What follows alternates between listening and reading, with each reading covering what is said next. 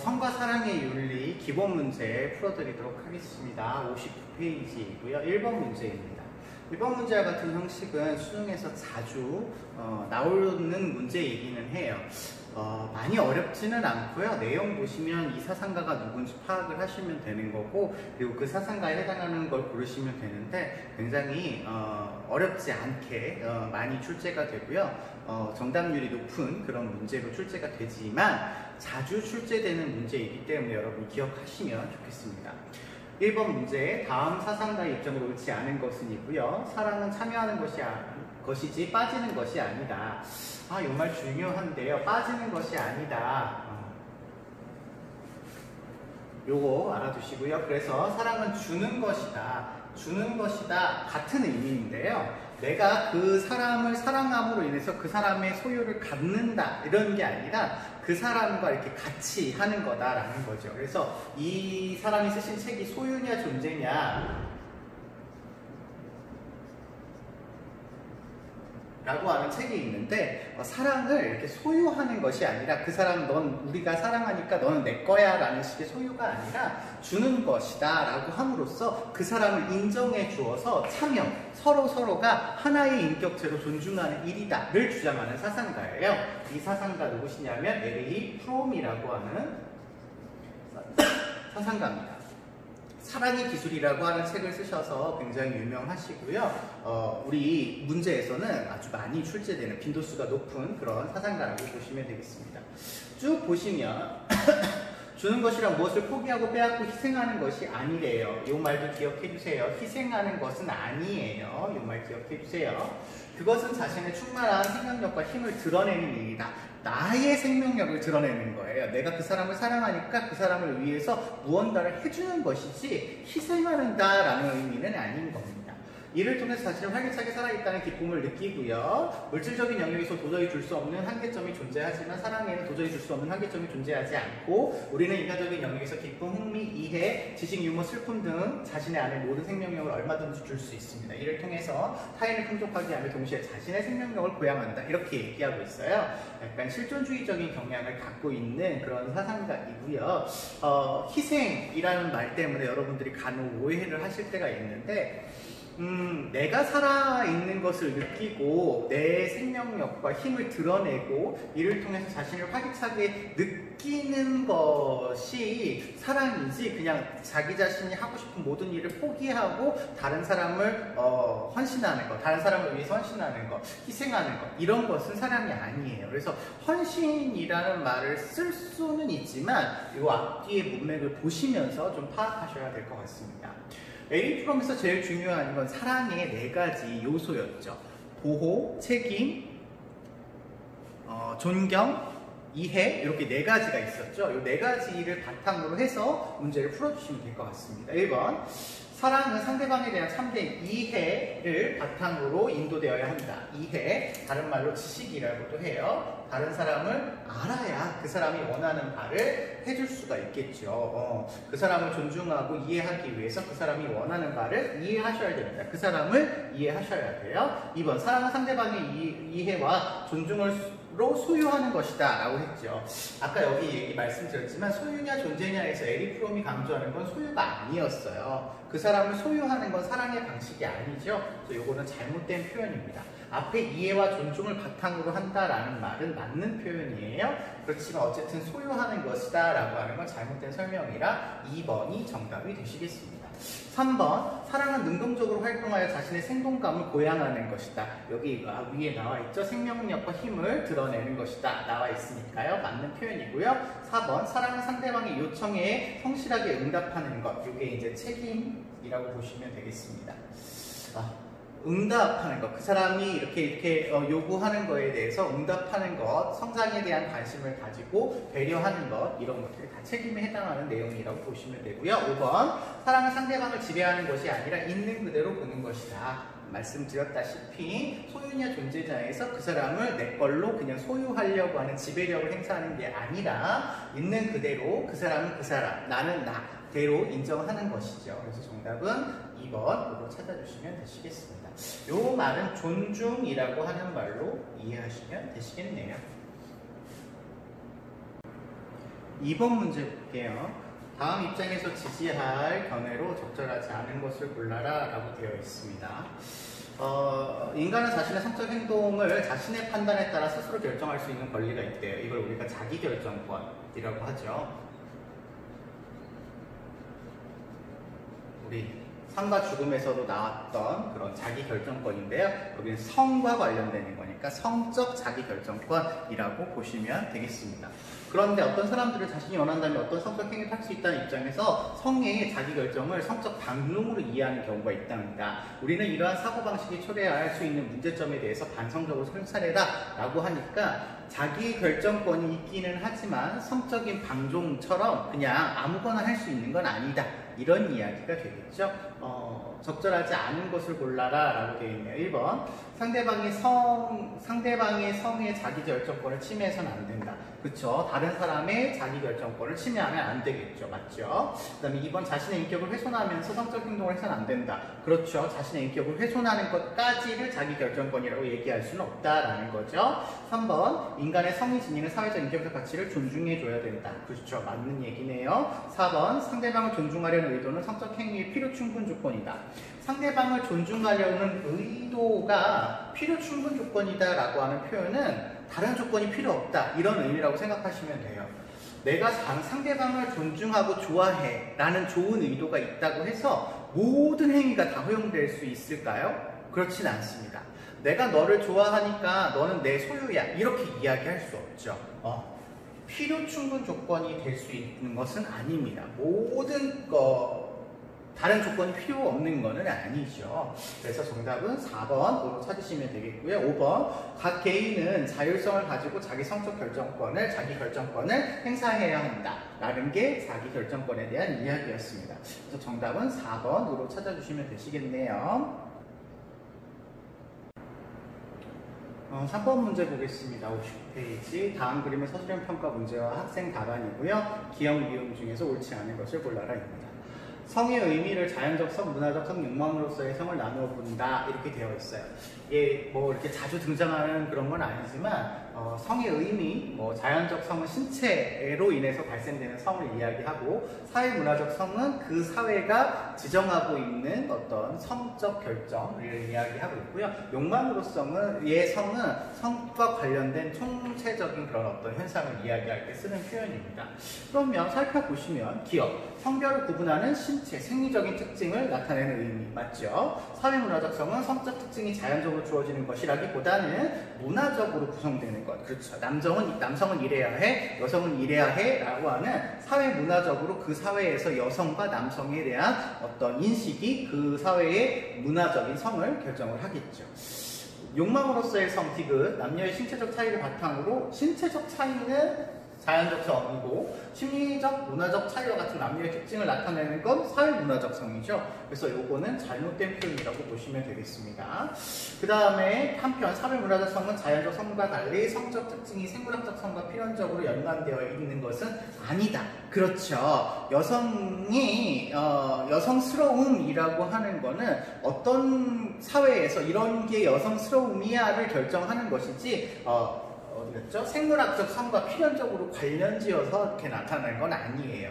예를 들어서 아프리카의 어느 부족은 여성이 외부에 나가서 사냥을 하는 그런 여성들이 그런 어떤 성 역할이 존재를 하는데 그게 우리나라에서는 남성이 보통 과거에 외부에서 사냥을 한다든지 이런 일을 했거든요. 그러니까 생물학적 성에 따라서 결정되는 게 아니라 사회문화적 현상에 따라서 결정이 되는 것이 이제 사회문화적 성이겠죠. 그래서 요거는 맞는 표현이고요. 욕망으로서의 성은 성적 활동, 여기 또는입니다. 또는 성적 욕망이나 성적 관심 전체를 사용하는 그런 용어라고 보시면 되겠습니다. 정답은 3번으로 찾아주시면 되겠네요. 4번 문제 보겠습니다. 4번은요, 이 문제 자체는 쉬운데 여기서 나오는 내용은 가끔 등장을 하고 있으니까 알아두시면 좋겠어요. 가불에 대한 입장으로 옳은 설명만을 보기에서 있는 대로 골라라 되어 있습니다. 갑은 부부만의 성적 관계에서 서로의 인격을 존중해야 될 의무를 다할 수 있대요.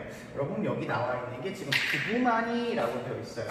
그러면 부부 이외의 성적 관계는 허용을 하지 않는다. 정당성이 없다. 이런 얘기가 되겠죠. 그리고 여기 출산을 통해서 사회적인 안정과 책임 있는 성문화 유지에 기여하는 것이 올바르다, 정당하다 라고 보고 있으니까 성적 관계에 있어서 보수주의의 입장을 지니고 있는 그런 태도다라고 볼 수가 있을 것 같습니다. 보수주의는 이렇게 결혼한 부부가 그 다음에 출산을 위해서 이루어지는 성적인 그런 행위를 정당성이 있는 행위다라고 인정하는 그런 모습이라고 보시면 되겠고요. 을을 보시면 성적 관계는 타인에게 피해를 주지 않는 범위 내에서 개인의 자유의사에 근거해서 이루어지면 정당하다 이렇게 얘기를 하고 있어요. 그러면 이건 뭐 결혼 안 해도 돼요. 부부 아니어도 되고요. 출산 아니어도 돼요. 피해를 주지 않는 범위니까 사랑도 안 해도 됩니다. 그냥 합의하시면 되는 거죠. 다만 피해를 주지 않는 범위라고 하는 제한적인 요건이 들어있기는 해요. 이걸 우리가 자유주의 이야기하고요. 여기 두 개 말고 하나 빠진 게 중도주의가 있죠. 결혼을 꼭 필요로 하지는 않지만 서로 사랑하는 관계에서 인격적으로 존중할 때 그 성적 관계가 정당성을 얻는다. 이런 표현이 나오게 되겠죠. 중도주의는. 아무튼 고르시면요. 기억. 갑은 성이 생식적 가치를 중시할 경우에 정당화된다.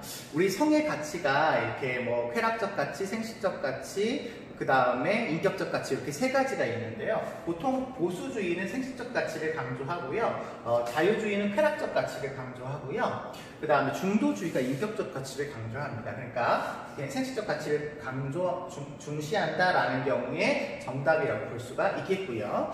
니은 성적 관계가 사랑하는 사람들 사이에서만 정당화된다라고 했는데 을은 자유주의예요. 그래서 요거는 개인의 자유의사에 근거하기만 하면 되기 때문에 사랑이 없으셔도 상관이 없습니다. 만 틀렸습니다. 그 다음에 갑은 을과 달리 성적 주된 목표가 출산과 양육의 안정성. 여기 출산 인정하죠? 그러면 이거 디귿 맞는 표현이네요. 리을. 을은 갑과 달리 강제나 기만에 의한 성은 정당화될 수 없다고 본다라고 했는데 을의 입장에서 강제나 기만에 의한 성은 정당화될 수 없다는 표현이 맞습니다. 그런데 이 선지는 답이 아니에요. 왜냐하면 이것 때문에 그렇습니다. 갑과 달리가 틀렸죠. 갑과 달리 그래서 갑도 강제나 기만에 의한 성은 정당화될 수가 없죠. 부부만이 출산이나 이런 걸 통해서 사회 안정화에 기여할 때에만 정당화되기 때문에 갑도 이러한 부분은 정당하다라고 인정할 수 없다라고 보셔야 됩니다. 그래서 갑과 달리라고 했기 때문에 틀렸어요. 정답은 기억 디귿으로 찾아주시면 되시겠습니다. 5번 문제 보겠습니다. 다음 사상가 입장만을 보기에서 있는 대로 골라라. 페이지는 60페이지가 되시겠네요. 60페이지.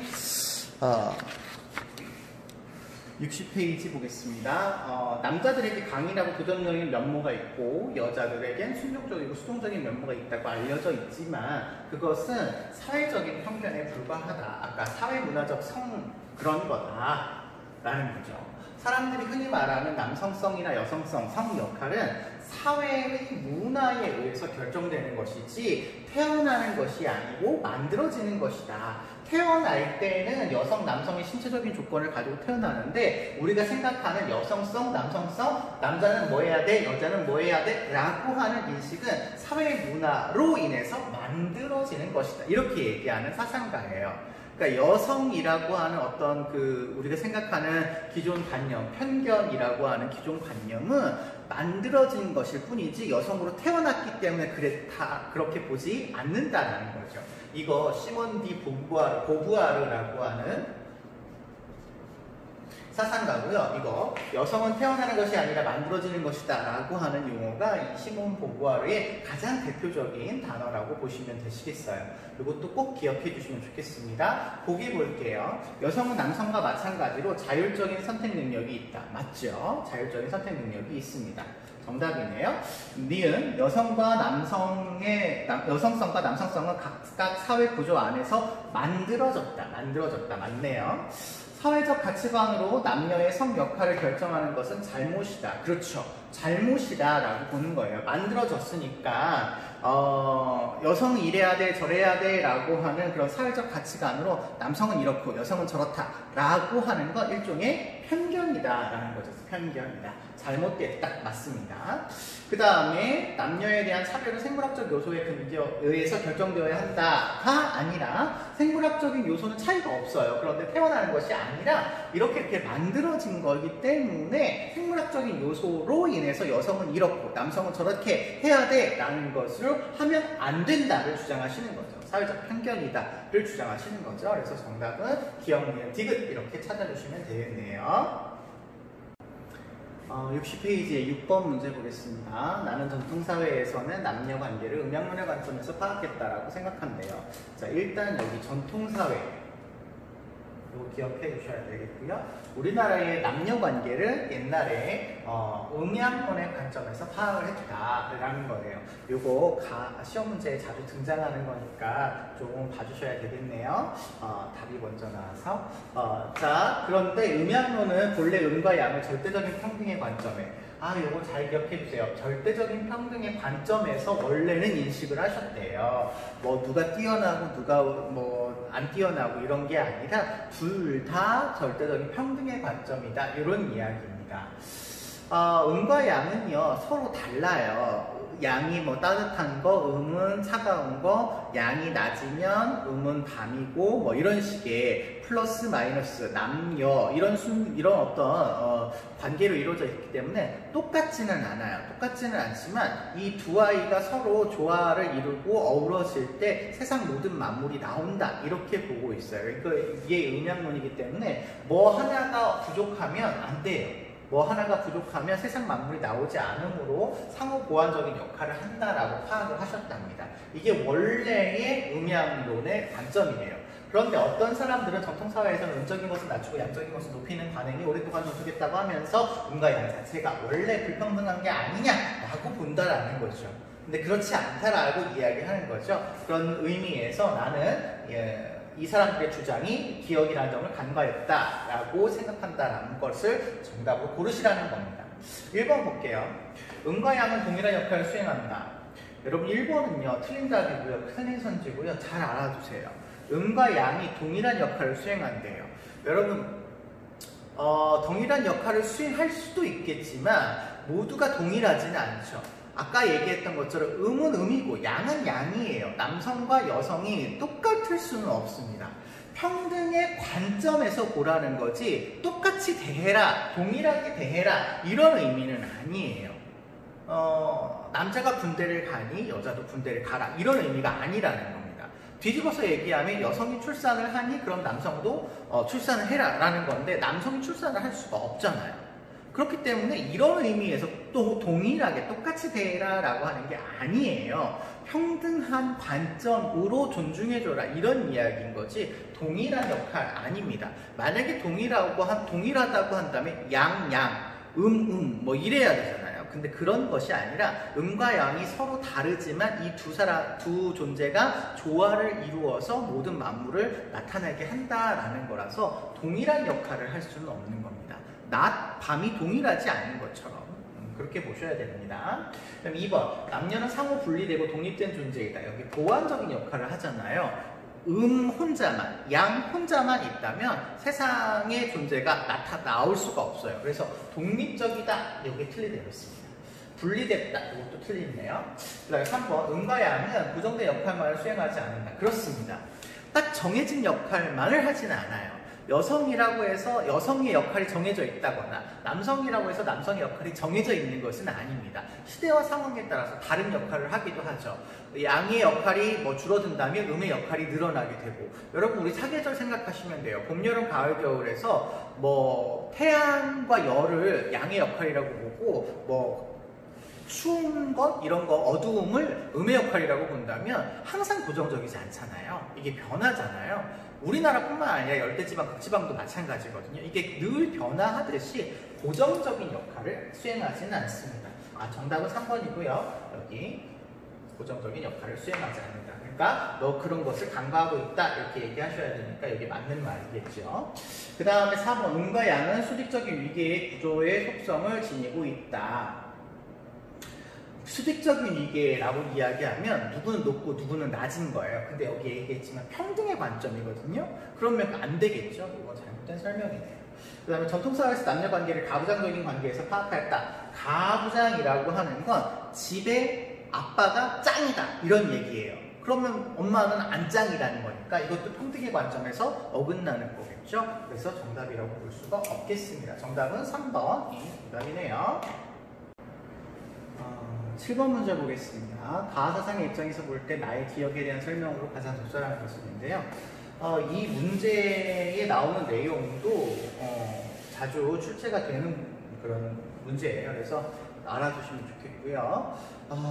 일단 동양윤리의 관점이 나오는데요. 여기 자신이 하기 싫은 일은 남에게 시키지 않아야 된다라고 하는 동양윤리 중에서 요 글자 좀 기억해 두셔야 된다라고 말씀을 했던 것 같아요. 제가 동양윤리 하면서 서적 같을 여자라고 하는 거 밑에 마음 심자라고 해서 내가 싫은 일을 남도 싫어할 거고 내가 좋아하는 일은 남도 좋아할 거야. 너의 마음은 곧 나의 마음이야. 이런 얘기를 하고 있는 거죠. 이거 우리 유교할 때 썼습니다. 이거 유교죠. 거기에다가 뒤에 인이라고 하는 얘기가 나오니까 당연히 유교에서 강조하고 있구나 라고 하는 걸 볼 수가 있겠습니다. 나를 보시면요. 기억을 같은 어머니에게서 태어나 같은 기운을 받았어요. 이걸 우리가 한문으로 동기간이라고 합니다. 동기간이다. 자주 나오는 표현이니까 알아두세요. 사람의 손과 발처럼 서로 아끼고 도와주는 것이에요. 손과 발, 수, 족, 지의. 한문을 여러분이 알아두실 필요는 없겠지만 이 수족지의라고 하는 표현 자체는 여러분이 알아두시면 문제 풀기가 굉장히 좋습니다. 여러분 부모에서 같은 기운을 받고 태어났어요. 그러면 같은 기운을 받고 태어났으면 이들의 관계는 무슨 관계냐면 혈연 관계예요. 그리고 서로 아끼고 도와주는데 골육지친이라고 해서 같은 육체와 같은 뼈를 가지고 있는 그런 가까운 사이다라는 겁니다. 그럼 이건 지금 무슨 관계를 이야기하는 거냐면 형제 자매 관계를 이야기하는 거죠. 형제 자매 관계를 이야기하는 겁니다. 형제 자매 관계는 형아우라고 하는 상하 관계도 있고요. 수직적인 관계도 있고 부모의 같은 기운을 받았기 때문에 동기간이라고 표현하잖아요. 그러니까 수평적인 관계를 가지고 있어서 두 개의 관계를 동시에 지니고 있어서 이 형제 자매 관계가 잘 되어져 있는 사람은 앞으로 사회적인 생활을 하는데도 수직관계, 수평적인 인간관계 모두 잘할 수 있다라고 해서 사회적인 어떤 관계의 기초다 이렇게 얘기하는 그런 관계라고 보시면 되겠습니다. 이걸 유교적인 관점에서 봐라 이런 얘기네요. 1번 서열이 없는 상호평등성을 기반으로 형성되는 관계다 라고 했는데 아까 얘기했지만 수직적인 관계가 있으셔야 되겠죠? 잘못된 설명입니다. 서로 간의 자애와 효도를 실천하는 관계인데요. 자애는 부모가 자녀를 사랑하는 것을 자애라고 하고요. 효도는 여러분과 같은 자녀가 부모님을 사랑할 때 효도라고 하죠. 이거는 부모와 자녀 간의 관계를 이야기하고 있고요. 오랫동안 가깝게 사귄 벗은 친구죠. 친구. 우정이라고 하는 표현은 형제자매에 쓸 수 있는 표현이기는 합니다만 가깝게 오래 사귄 벗이라고 하는 건 친구 관계를 의미하는 거기 때문에 이거 틀렸어요. 특히 여기 뒤에 보면 선택적 관계래요. 혈연 관계는 선택적 관계가 아니죠. 그냥 태어나 보니까 누구누구의 형이고 동생이고 누나이고 이렇게 되어 있는 거죠. 언니이고 이렇게 되어 있는 거죠. 이거는 선택적 관계 아닙니다. 4번 연령의 차이에 따라 장유유서의 도리를 실천하는 천륜의 관계이다. 천륜은 하늘이 맺어준 관계라는 거예요. 선택적 관계와 반대되는 표현이죠. 아까 얘기한 것처럼 천륜의 관계는 혈연 관계와 같은 얘기네요. 맞는 표현인데요. 장유유서의 도리를 실천하는 것이라고 보면 어른 먼저 그 다음에 아이는 나중에 라고 하는 순서를 가리는 거잖아요. 여기 수직적인 인간관계에서 이 장유유서의 도리를 배우게 됩니다. 그래서 정답은 4번이 정답이라고 보실 수가 있겠어요. 그래서 형제자매 관계는 수직적인 관계이기도 하고 수평적인 관계이기도 하다라고 하는 복합적인 관계다라는 걸 기억해 주세요. 5번 삶의 동반자인 배우자로서 그러면 배우자는 부부 간의 관계를 이야기하는 거죠. 그래서 5번은 부부를 이야기하는 거라서 정답이 아니네요. 정답은 4번으로 찾아주시면 되시겠습니다. 자, 이제 실전 문제 보도록 하겠습니다. 실전 문제 1번. 다음을 주장한 사상가가 긍정의 대답을 할 질문을 보기에서 골라라 되어 있는데요. 사랑은 수동적인 감정이 아니라 능동적인 활동이며 사랑은 능동적인 성격을 준다고 하는 요소 외에도 언제나 모든 사랑의 형태에서 공통된 어떤 기본적인 요소들을 내포하고 있답니다. 그래서 이 요소들은 보호, 책임, 존경, 이해. 이 사람 누구신 거죠? 에리 프롬이다 라고 볼 수가 있겠습니다. 에리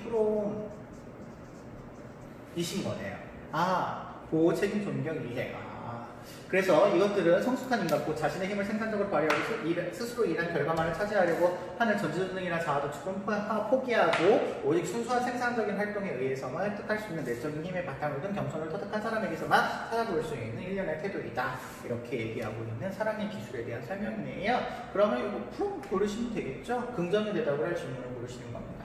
사랑은 상대방을 나의 입장에서 파악하고 보호하는 것이다. 보호하는 거 틀리지 않았습니다만 나의 입장에서 파악하면 안 되죠. 상대방을 있는 그대로 존중해 주어야 되기 때문에 존경에 어긋나는 거네요. 1번 기억은 틀렸습니다. 니은 사랑은 상대방에게 적극적인 관심을 갖는 능동적인 활동이라고 아까 얘기했죠. 그러면 요거는 아니고 요거는 맞는 표현이다 이렇게 되겠습니다. 디귿 사랑의 자발성은 상대방에 대한 자신의 희생으로 완성되는가. 우리 아까 기본 문제 1번에서도 풀었지만 희생으로 완성되는 것은 아닌 거죠. 잘못된 표현입니다. 그 다음에 리을 사랑은 상대방에게 자기 능력을 최대한 발휘하도록 돌보는 것이다. 그렇죠. 그 사람이 가지고 있는 능력을 최대한 발휘할 수 있도록 일단 그 사람을 잘 알아야 되고 그 사람을 잘 보호해 주는 것이 에리 프롬에게 있어서는 좋은 사랑이다 이렇게 이야기를 하고 있어요. 그래서 리을까지 정답이 되시겠네요. 정답은 니은 리을입니다. 2번 가겠습니다. 가볼의 입장을 나의 그림으로 표현할 때 A에서 C에 해당하는 진술로 옳은 것을 고르랍니다. 갑은요, 성의 고유한 가치는 상대방에 대한 사랑이며 사랑은 타인의 인격과 함께 하나가 되는 경험을 제공한대요. 따라서 사랑이 동반된 성적 관계는 허용될 수 있다라고 보고 있습니다. 그러니까 사랑을 인정을 할 때 인격과 함께 경험을 제공하는데 그런 성적 관계는 정당성이 있다라고 보는 거죠. 갑은 우리가 사랑과 인격적인 가치를 모두 존중해야 된다라고 보고 있기 때문에 중도적인 입장이다, 중도주의 입장이다라는 걸 찾을 수가 있겠습니다. 을은요, 성의 목적은 정당한 혼인을 통해 사랑하는 부부 사이에서 이루어지는 출산의 정당성이 있다. 그래서 출산에 기여하는 성만이 진정한 가치를 지닌다라고 보고 있으니까요. 을은요, 보수주의 입장이다. 이렇게 이야기할 수가 있겠습니다. 그렇다라고 본다면 이 두 사람에 해당되는 내용을 나의 그림에서 찾아주시면요. 이렇게 되겠죠. A부터 보시면 A는 갑만 해당하는 거고요. 을은 C는 비을만 해당하는 거고요. 이 B는 갑과 을의 공통점만 해당하는 것을 고르셔야 돼요. 자, 그럼 1번 볼게요. A인데요. 성적 관계에서 상대방의 자발적인 동의가 필요하대요.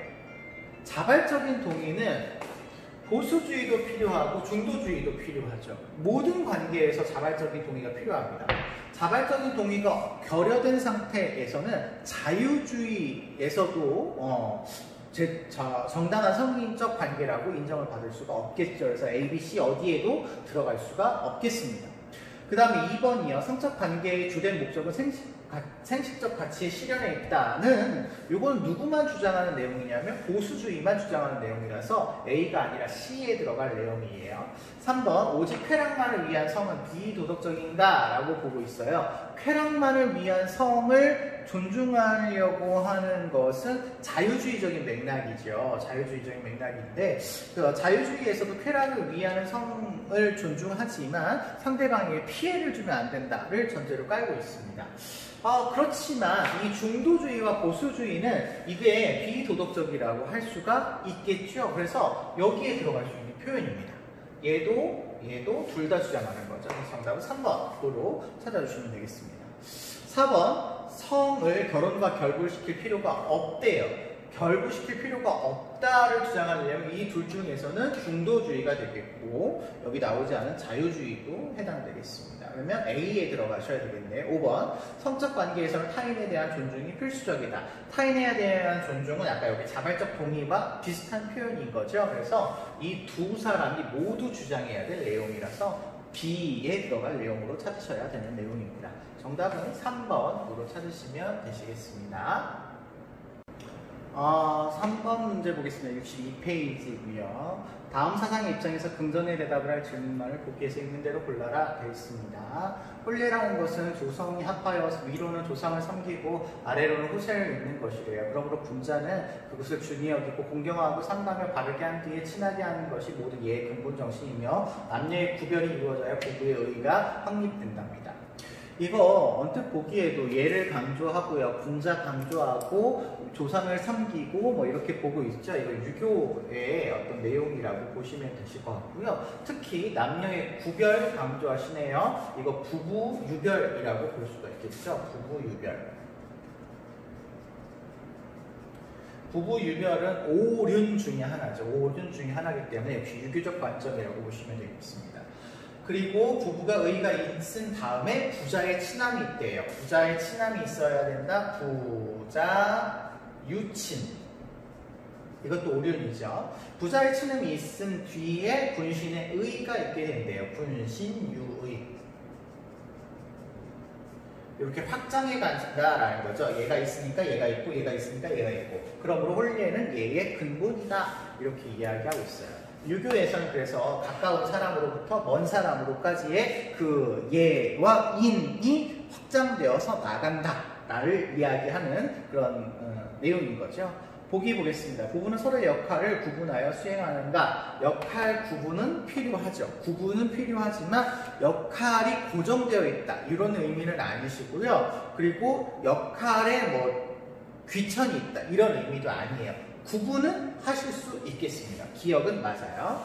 니은 부자 유치는 부부의 의를 형성하는 바탕이냐라고 하는데 얘가 있은 뒤에 얘가 있는 거잖아요. 그러니까 얘가 바탕이다 그러시면 안 되죠. 얘가 바탕이어야 되죠. 니은이 잘못된 표현이고요. 디귿 부부간의 친애함은 분별이 있은 뒤에 올바르게 되는가. 여기 나와 있네요. 구별이 이루어져야 의가 확립된다 되어 있습니다. 그래서 디귿은 맞는 표현이고요. 리을 부부는 상호간의 상경여빈. 이거 좀 기억을 해두셔야 돼요. 이런 표현이 자주 등장을 하고 있어요. 상경여빈이라든지 뭐 부부유별 또 뭐 있을까요? 부부간에 서로 공경해야 된다라는 표현이 자주 등장을 하고 있습니다. 그래서 이거 기억을 해주시고요. 부부간에 지켜야 될 도리에 해당하는 그런 사자성어다라고 알아두시면 되겠습니다. 정답은 디귿, 리을 이렇게 찾아주시면 되겠네요. 4번 문제 보겠습니다. 4번 가의 갑을 사상의 입장에서 나의 K에게 제시할 견해로 적절한 것은입니다. 갑은 행복이나 쾌락을 증식시키는 행위는 옳고 불쾌감이나 고통을 가져다주는 행위는 그르며 우리의 행위는 이 행위에 영향을 받는 사람들의 행복을 최대한 증식시키는 방향으로 이루어져야 된다. 이렇게 얘기하고 있어요. 일단 쾌락주의에 기반을 두고 있어서 쾌락을 가져오면 선이고 고통을 가져오면 악이래요. 그런데 뒤에 보니까 이걸 영향을 받는 사람들의 최대한 쾌락을 증진시키는 방향으로 이루어져야 된다 라고 하고 있으니까 갑사상가는 최다체행을 주장하시는 공리주의 사상이 되겠네요. 그 다음에 을 보시면요. 도덕적인 의무는 도덕 법칙에 대한 존경을 의지의 규정으로 근거를 삼는 것이고 법칙은 의무이자 강제로 작용합니다. 의무에 적합한 행위가 아니라 의무로부터 비롯된 행위만이 도덕적이다 라고 보고 있으니까 을은요. 의무론 사상가 중에서도 칸트라고 보시면 되겠네요. 의무론 이렇게 보시면 되겠습니다. 자, 그러면 나의 K는 어느 기획사에서 노출이 심한 화보집을 제작한다는 소식을 듣고 촬영이 응할지 고민을 하고 있대요. 그러면 이들 입장에 대해서 이 K에게 조언할 그 말을 고르면 되겠습니다. 1번 공리주의 입장에서죠. 보편화될 수 있는 질서 정연한 정원 명령에 어긋나지 않은지 고려하래요. 정원 명령은 누가 주장하시는 거예요? 칸트가 주장하시는 거죠. 오히려 공리주의는 가원 명령의 형태를 띠고 있어서 최대 다수의 최대 행복에 도움이 되면 하고 최대 행복에 도움이 안 되면 안 하는 거죠. 그래서 이거는 시간과 상황에 따라서 달라질 수 있어요. 그렇지만 칸트의 의무는 그런 거와 상관없이 항상 언제나 동일하게 이루어져야 되는 그런 행위이기 때문에 정언명령이라고 부르죠. 1번 틀렸습니다. 2번 절대적인 가치를 지닌 실체를 수단시하는 것이 아닌지 고려하세요. 요거 또 아까 동일한 의미인데요. 얘네들이 그 공리주의는 가언명령 형태이기 때문에 절대적인 가치라고 하는 게 존재하지 않습니다. 이것도 칸트에 대한 설명이에요. 3번 도덕성의 근거가 감정을 기반으로 결정한 것인지 고려하세요 라고 되어 있는데 칸트는 도덕성의 근거가 감정이 아니죠. 이성, 선의지, 실천의지 뭐 이런 것들이었습니다. 그리고 감정을 기반으로 한 건 도덕적이라고 평가하지 않았어요. 오히려 공리주의가 감정을 또 중시하죠. 4번 자신의 선택이 사회 전체의 행복에 기여하는 것인지 고려하세요. 사회 전체의 행복에 기여하는 건 최단체 행위죠. 공리주의 사상입니다. 정답은 그러면 5번이 되겠네요. 답을 인간이 지켜야 될 도덕 원리에 어긋나는 것은 아닌지 고려하세요. 이거는 도덕 원리는 각각이 주장을 하고 있어요. 공리주의에서는 최대 다수의 최대 행복이라고 하는 원리를 주장하고요. 칸트에서는 정언명령이라고 하는 도덕 원리를 주장을 하고 있기 때문에 거기에 벗어났느냐를 고려해라 라는 말은 둘 다 할 수 있는 말이라고 보시면 되겠습니다. 정답은 5번 되시겠네요. 63페이지 5번 문제 보겠습니다. 가해 사상 입장에서 볼 때 나의 퍼즐 속 새로운 낱말 A에 대한 설명으로 가장 적절한 것은 입니다. 이 낱말을 푸는 문제도요, 자주 등장하는 그런 표현이기 때문에 여러분 이런 것도 좀 적합하게 알아두실 필요가 있는데 이게 조금 어렵다라고 볼 수 있는 건 이 나에 해당하는 부분이요. 좀 상식적인 측면에서 문제가 나오는 때가 많아요. 그래서 이걸 파악하는 좀 어려움이 있는데 이걸 파악하는 좀 어려움이 있다 그러면 우리가 이 세로 A를 좀 유추해 볼 그런 그 노력을 좀 하셔야 되는데 이거 어떻게 해서 유추해 볼 수 있냐면 이 보기를 보시면 아 이게 뭐와 관련됐구나 라는 걸 대략적으로 알 수 있어요. 정확한 단어는 아니지만 그래서 그걸 바탕으로 해서 이 가로 열쇠, 세로 열쇠를 풀어주시는 게 조금 더 효율적일 수 있을 것 같아요. 일단 가를 보시면 지자는 지식이 있는 사람인 거죠. 마음이 미혹되지 않고 인자, 인이 있는 사람은 근심하지 않으며 용기 있는 사람은 두려워하지 않는데 얘를 배우지 않으면 설 자리가 없고 얘를 알지 못하면 성공할 수가 없대요. 그러니까 이 모든 일, 지식이 있는 사람, 인이 있는 사람, 용기가 있는 사람이라 할지라도 얘에 따라서 행동하는 것이 바람직하다라고 보는 거죠. 얘가 아니면 보지도 말고 듣지도 말고 말하지도 말고 움직이지도 말라라고 이야기하셨던 공자 선생님의 이야기예요. 그러니까 곧 유교예요. 그러면 나를 한번 보시겠습니다. 나를 보시면 가로 열쇠, 친구 사이의 정. 여기는 좀 문제가 쉽게 나와서 우리가 금방 알 수 있게 나왔어요. 친구 사이의 정은 우리가 우정이라고 하죠. 우정. 이 동료의 끈끈한 느낌. 그 다음에 인류 전체에 대한 사랑. 이것도 좀 쉽게 나왔죠. 인류애라고 하죠. 인류애.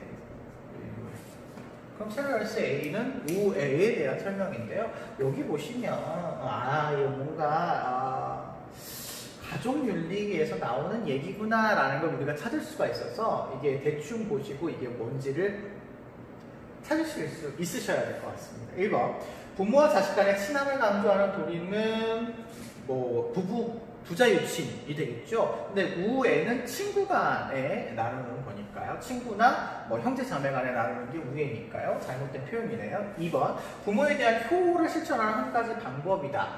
그렇죠. 형제 자매가 서로 우애 있게 잘 지낼 때 부모님의 마음이 편안해요. 부모님한테 효를 실천하는 방법이에요. 2번이 정답이네요. 3번 가족의 규범이 사회로 확장되어 나아가는 규범이다. 가족이 규범이 사회로 확장되어 나타나는 규범이다. 요거는 전혀 해당되지 않는 그런 내용이라고 보시면 되겠네요. 4번 부모로부터 물려받은 몸을 깨끗하게 하고 온전하게 하는 것이다. 부모로부터 물려받은 몸을 깨끗하게 하고 온전하게 하는 건 부모에 대한 효를 이야기하는 거네요. 잘못된 표현이고요. 그 다음에 5번 장유의 관계 없이 평등한 인간관계에 요구되는 덕목이다 라고 했는데요. 장유의 관계 없이 평등한 인간관계에 요구된다. 형제자매 간의 관계는 장유의 구분이 없지 않다. 수직과 수평의 관계가 모두 일어나는 거라고 말씀드렸어요. 그래서 정답은 2번으로 찾아주시면 되겠습니다. 마지막 6번 문제 보겠습니다. 다음 서양 사상가의 입장으로 옳지 않은 것은입니다. 친척들 간의 친애를 다른 친애와 특별히 구분하여 생각할 수 있다. 같은 국민들, 동업자들, 같은 배를 타고 있는 사람들, 이와 같은 사람들 간의 친애는 단지 공동체인 친애인데 이것은 일종의 합의에 근거하고 있는 것이 보인다. 혈연적 친애는 그 종류가 다양한 척 보이지만 어느 경우를 막론하 부자적 친애를 연유하는 것으로 생각됩니다. 왜냐하면 부모는 자신의 일부로 사랑하고 자식은 부모의 자신의 근원으로서 사랑하기 때문이다. 부모는 자식이 출생하자마자 사랑하지만 자식들 간의 시간이 경과하여 이해하는 힘이 생기고 또 자각할 줄 알게 된 후에야 그 부모를 사랑할 것이다. 형제자매는 서로 분리된 개인이지만 어떤 의미에서 같은 것이다. 함께 교육을 받은 것과 나이가 비슷한 것도 형제자매 친애에 크게 이별하지 않은 것이다. 이거는요, 사실은 이 서양 사상가가 누군지 아는 것이 중요한 게 아니라 이 내용을 통해서 문제를 풀으라는 거예요. 지금까지 계속 해와서 보시면 아시겠지만 어떤 사상가의 입장이 이 단원에서 사랑과 성 단원에서 나온다라고 한다면 그 사상가의 입장을 디테일하게 알아서 문제를 풀라는 게 아니라 그 내용을 바탕으로 해서 우리가 문제를 보라는 거기 때문에 사상가의 입장을 너무 깊게 알려고 노력하지 않으셔도 되고 대략적으로 유교면 유교, 전통사회, 윤리면 전통사회 이런 것도 그냥 서양 사상가가 이런 얘기 했구나 라고 알아두셔도 크게 문제가 되지는 않습니다. 이거 뭐 아리스토텔레스의 친애에 대한 이야기인데요. 모르셔도 상관없어요. 1번 사회적 관계에서의 친애는 합의에 근거를 한대요. 여기 나오죠. 사회적 관계에는 여기 일종의 합의에 의거하고 있다. 찾으시면 돼요. 2번 혈연을 기초로 한 친애는 연어는 부부의 친애이다 라고 보고 있습니다. 여기